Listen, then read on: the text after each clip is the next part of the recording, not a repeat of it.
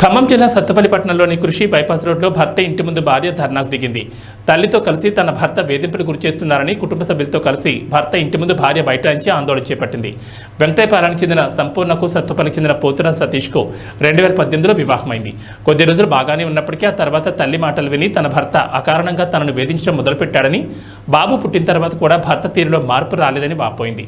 అత్త, ఆడపడుచు, భర్త ముగ్గురు కలిసి తనను వేరుగా చూస్తూ హింసించారని, సరైన ఆహారం కూడా పెట్టకుండా ఇబ్బందులు పెట్టారని సంపూర్ణ కన్నీటి పర్యంతమైంది. కనీసం బిడ్డ బాగోగులు కూడా చూడకుండా తన భర్త నిర్లక్ష్యంగా వ్యవహరిస్తూ తనను వదిలించుకునేందుకు ప్రయత్నం చేస్తున్నాడని ఆరోపిస్తూ తన పుట్టింటి కుటుంబ సభ్యులతో కలిసి నేడు భర్త ఇంటి ముందు ఆందోళన చేపట్టింది. తనకు న్యాయం చేయాలని, తన బిడ్డ ఆలనా పాలన చూసుకోవాలని వేడుకుంటోంది.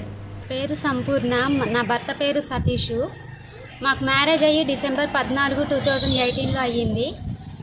మాకు ఒక బాబు పుట్టాడు.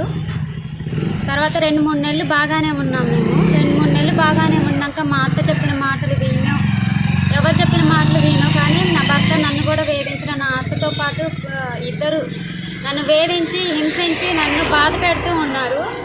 బాధ పెట్టినప్పుడు అయినా కానీ నిన్న పుట్టింట్లో ఏం చెప్పకపోయినా కానీ చెప్తున్నావు, అది ఇది నువ్వు వెళ్తే నీ సంసారం ఆగమైంది తప్ప ఎవరిది కాదు అని చెప్పి నన్ను బ్లాక్మెయిల్ చేసి నన్ను ఇంట్లో బాగా టార్చర్ పెట్టి కొట్టడం అట్లాంటివి చేశారు.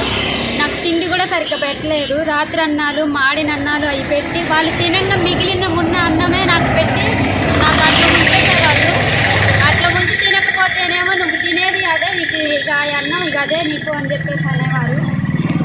మళ్ళీ మా ఇద్దరు మా అత్తను నా భర్త ఇద్దరు కూడా వేరు చేసేసి నన్ను టార్చర్ పెట్టి, నా భర్త నాతో కాపురం చెయ్యను, నేను ఉద్యోగం చెయ్యను అని చెప్పేసి నాభిషించను, నాకు సంబంధం లేదు అన్నట్టుగా మాట్లాడుతున్నాను నా భర్త. మరి నాకు ఒక బాబు ఉండు, ఆ బాబుకి మరి ఏం చేస్తారు, నాకు ఏం న్యాయం చేస్తారు, నా భర్త నాతో సంసారం చెయ్యను అని మాట్లాడుతున్నాడు. అలాంటప్పుడు ఉంటే ఉండు, వెళ్తే వెళ్ళు అని మాట్లాడుతున్నారు. నా పిల్లోని కూడా దగ్గరికి తీసుకోరు, కనీసం వాడిని చేతుల మీద కూడా తీసుకోరు. తనే నా తండ్రి అని తనకి వెళ్ళాలి అని చెప్పేసి తనకు కూడా నాతో పాటు నా కొడుకు కూడా టార్చర్ చూపిస్తున్నారు. అలాంటప్పుడు మరి నేను ఈరోజు ఇక్కడ ఈ ధర్నాకు కూర్చున్నాను. ఏది అడిగినా కానీ నా భర్త కూడా నా మీద సర్వ హక్కులు లేవు, నీకు ఏ రీజన్తో నువ్వు అడుగుతున్నావని నన్ను ప్రశ్నించడం సాగించాడు. అందువల్లనే నేను ఈరోజు ఇక్కడ ధర్నాకి దిగాను.